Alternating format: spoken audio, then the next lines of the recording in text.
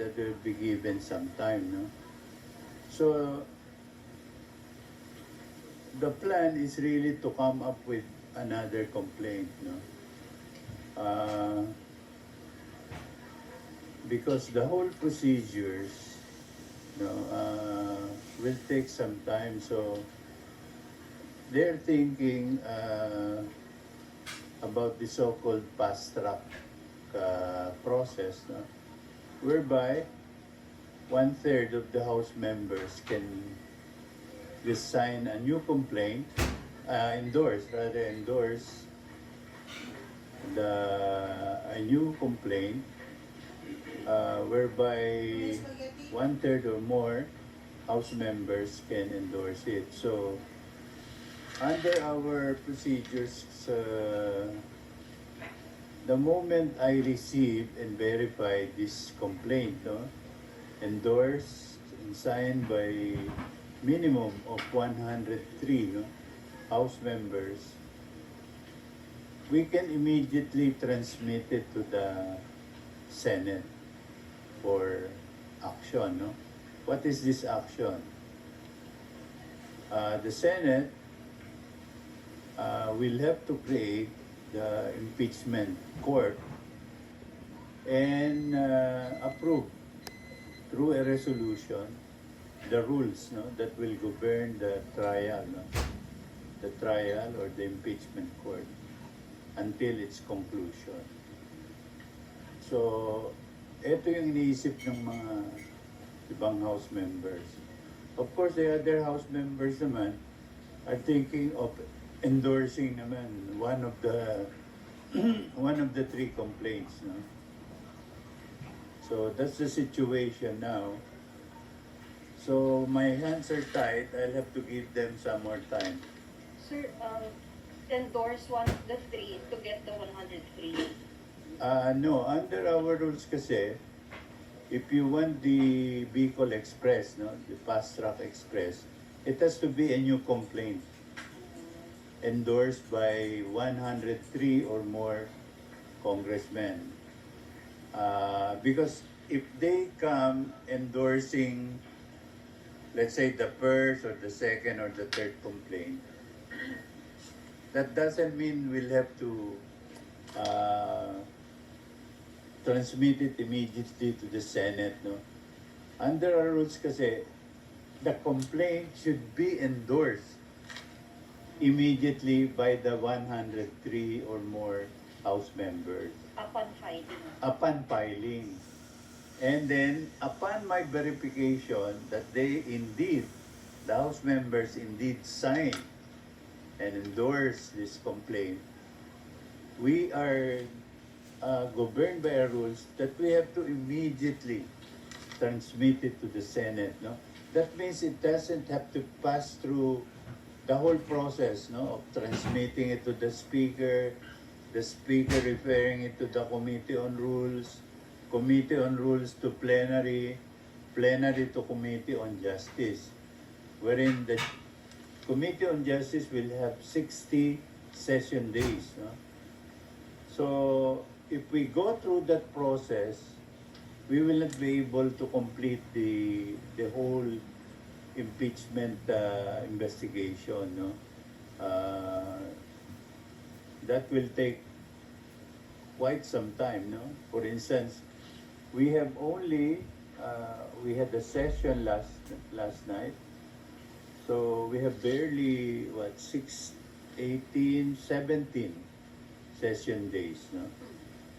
And then, as you know, our procedure is that if the session is suspended, that is considered one session.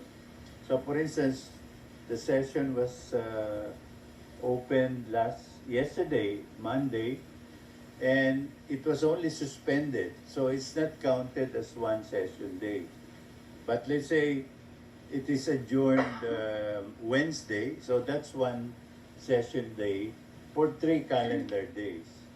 Sir, if there are 103 endorsers, what is the process of the transmittal to the Senate? Do you just write the Secretary General or do you write the Senate President?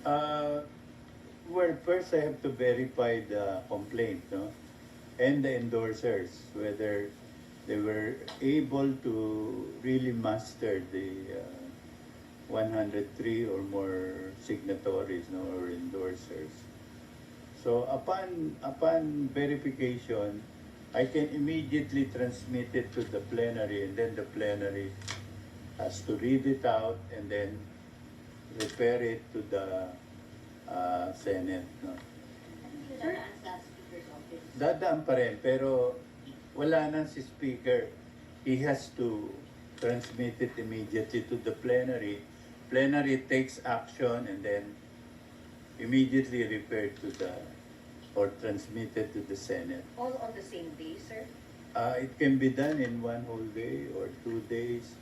I think I don't know if you were already a reporter during the time of Speaker Manny Villar, no? Yes, sir. If you've seen the video, Speaker Manny Villar then,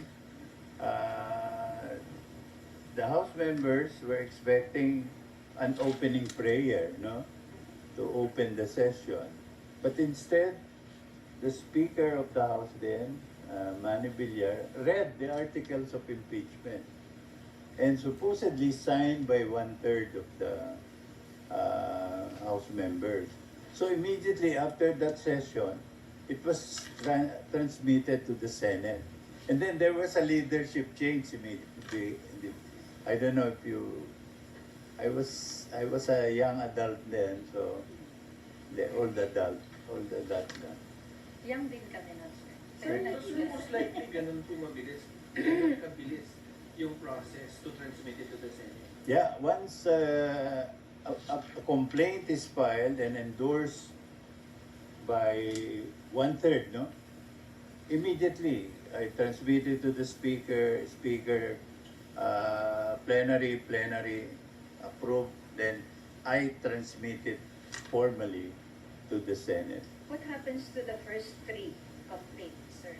Well, they are overtaken by this Moot na, parang moot na. Kasi this will be the complaint. So on record na lang that there were 3. Yeah, there were 4, there were 4 Right. complaints.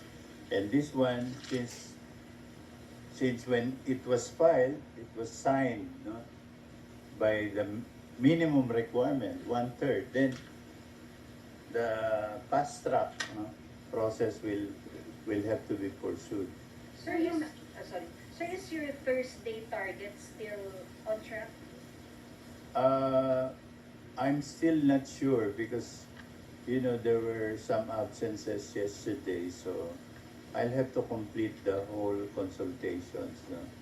And then also I'm consulting the party leaders. No? What is the position of their party and so on and so forth. So that we will be guided by the consensus, no, of these party leaders. So you mentioned the plan was to come up with a new complaint. Kanino po plan ito? Itong mga nagpapahintay na bigyan sila ng time.